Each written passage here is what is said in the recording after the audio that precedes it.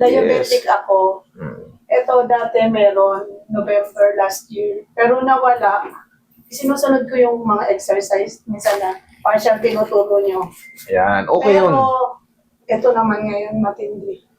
So, Tandaan nyo, ito tandaan nyo, doktor mismo nagsabi nito, pag diabetic kayo, bibisitahin tayo ng mga frozen shoulder kasi pangkaraniwan na yung manhid-manhid sa atin, parang ground-ground. Kaya pag tinulog natin yan ng paipit, 90% ang sakit. bibisitahin talaga. Hindi na po ako nakakaroon. Isang linggo na.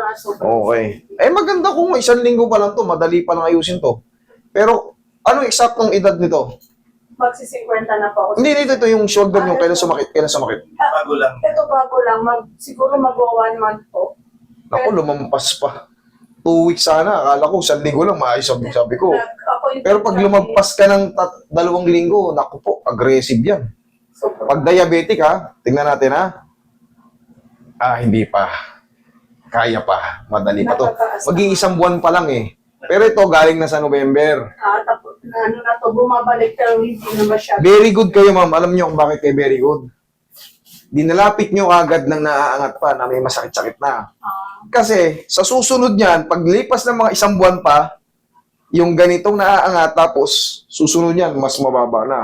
Susunod na buwan, yan na. Ayaw na. Ayaw na. Kaya, Nag-cancel kasi nung...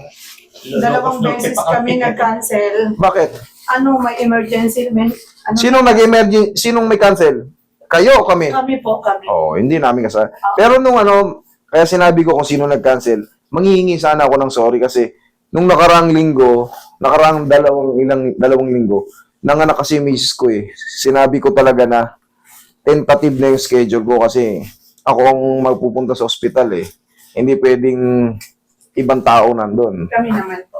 Kayo. Ilocos From kasi Ilocos kami. pa pala to. Norte o mas malayo. Nag-aeroplano lang kami. Kumusta po ron sa Ilocos? Maulan ba doon? Hindi. Hindi gaano raw. According sa ano sa amin. Dito. Nung umalis kami, Maraw. nakainit po. Dito, ayan. Kung ano yung nakikita nyo, kahapon pa yan. Maghapon, magdamag, ganyan. Relax. Dito nga, wala nang pasok eh. Mga elementary, sa school. Walang pasok, nag-around sa Simeo eh. Doon din, kahit Signal lang daw. walang ulan. Sa inyo, walang ulan, pero nag-cancel na rin. Opo. Signal lang daw to, pero wala nang bus. Hindi, natuto na kasi tayo eh. Dati kasi, hindi na pinagsasawalang bahala. Tapos biglaan ang dating. Hindi nakaalis ng bahay. Marami nagiging casualty. Ngayon, kahit, ba't parang mainit naman sa amin, Nagka-cancel. nagka-cancel. Natuto na eh. Mas maganda yung ganyan. Ano naman, kung hindi ka pumasok ng isang araw, baka biglang dumating yung malakas na unos. Nasa school ka na, ba't di kinancel?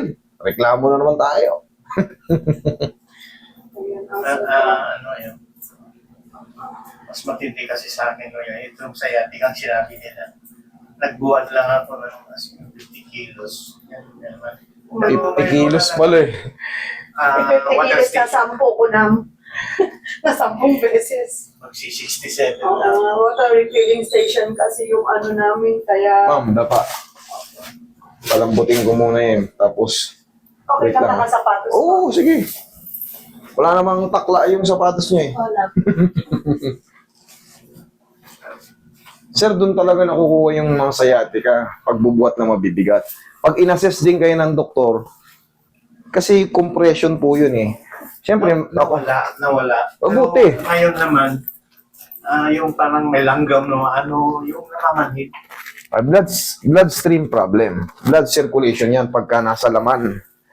Pero kung nasa joint ng balakang, tandaan nyo, discompression. Pero pag yung nasa muscle, parang may gumagapang-gapang na mga langgam-langgam na mamanhid-manhid. Yung ngayon ang problema. Yung mga ganito, katulad yan. Diyan, walang joint yan. Ang joint yan, hip, puro joint na yan. Yan. Pero pag sa laman kayo tinatamaan, pwede rin massage yan. Pero syempre, ang sagot pa rin dyan, baka cholesterol yan, bloodstream problem, papawis. Nawala yung sakit. Pagkatapos ng ano. Ngayon naman ito, namamanhid. Parang may langgam na. Sige, ayusin din natin yan. Pwede naman i-massage yan kung bloodstream problem. Diyan ka lang madama. Sama mo na yung balakang ni ma'am. tatandaan nyo, pag wala sa joint yung mga ano, mas madaling ayusin yan. Yan. Pero lahat yun, masasakit eh. Pag nasira yung kidney mo, yari ka rin eh.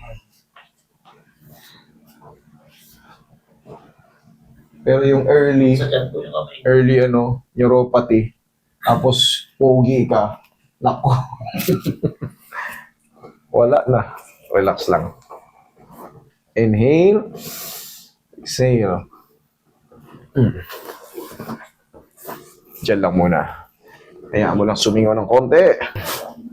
Wait lang ha. Ayan na. Eto na. Palambutin ko pa ulit. Kasi pinapanood ko pa. Sabi ko sa upo kasi sigaw huwag kang magmumura. Okay lang yan. Mas magandang ina-express nyo yung feeling nyo kaysa yung, kunyari hindi nasaktan, tapos nakaganon. Mamaya-maya, Sabi ko, masuntok ko kaya yun. nanlalamig na. Grabe talaga. Mas matindi po yung sakit ito ngayon. Buti ito nung controller. Alam nyo kung bakit ngayon? Kasi bago-bago pa. 3 weeks pa lang. Nag-iipon pa lang to ng swelling. Kaya grabe yung sakit pag nasanda yan. Hindi na ako nakakatulog. Kaya masakit talaga. Nag-iipon pa lang siya. Pero ayun, awatin na natin. Pero pasalamat nga tayo. Pasalamat din ako. Dinala nyo ganyan pa lang. Kasi sa susunod na mga linggo yan, maniwala ka sa akin, yung ganito, pababa ng pababa yan. Mas maganda ito, naaangat pa. Sakit. Mas masakit i-treatment yun. Tsaka mas matagal. Relax lang. Tingnan mo, kaya mo. Oh. Yung iba, nakita mo, pag ginanyan ko, Tapos na yan. ay! Oo, pero hindi pa. Ito pa, final. Sample pa lang. Sandali po. Sandali lang. Oh, sige. Sandali po. Kala ko tapos na. Hindi, inangat ko pa lang. Magkaiba yung adjustment na yun eh. Okay, sige po. Ayun, pabuka yun. Ito, ganito, pabuka yan. Kasi nakaipit yung kamay ko sa sarili. Yung pabuka yan. Ito naman, paangat.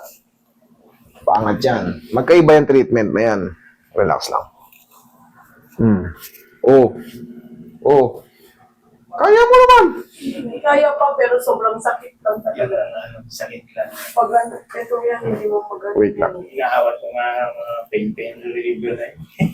Sa pain reliever naman, pag intense yung pain, pwede tayo mag-take. Pero kung yung gagawin mo maintenance, Oo, yun ang doon ka kinakatakot matakot. ko.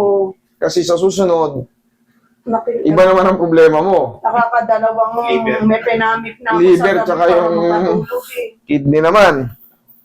Oh. Very smooth. Mas napakagaan. Kanina, sa dulo, yan. Ngayon, sobrang smooth niya. Oo, may ganun po. Di kasalanan mo yan. Pumunta ka rito eh.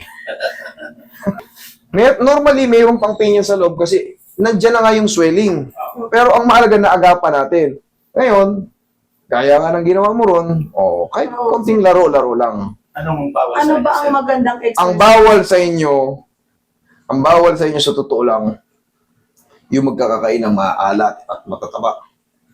Kasi sa diabetic na kukuha yan eh. Bibisitahin ka daw talaga dyan, sabi ng doktor, 90%. Katulad yan, aminado kayo habang naglalakad-lakad kayo, pag pinawisan na yung kilikili, singit nyo, okay na yun. Palit na ng damit, pahinga. Basta consistent. Kasama na yun, habang umiidad kayo, para mas maging healthy So, pa. babalik-balik din talaga to. Hanggat hindi na, kasi ang kailangan i-address dyan, yung pinaka main problem, diabetic. 90%, doktor mismo nagsabi yan, bibisitahin kayo yan. So, katulad yan, binisita ka na sa kabila, binisita ka na rito, alam mo na yung sagot, para hindi na bisitahin, i-address naman yung pinaka main. Okay? Mataas Diabetic. kasi sugar ko talaga. Sige.